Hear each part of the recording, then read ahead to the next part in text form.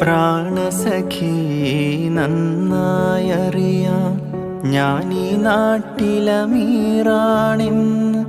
എന്നാലും എൻ്റേതായൊരു ദിർഹവുമില്ല പ്രിയേ.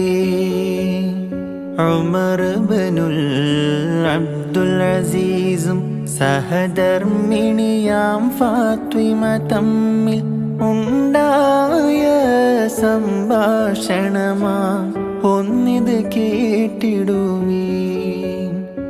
അമവിയാം രാജകുമാരൻ സുഖലോലുപനാം ഇബ്നുൽ അസീസ് അധികാരം കൈവന്നപ്പോൾ ഫക്കീറായി മാറി.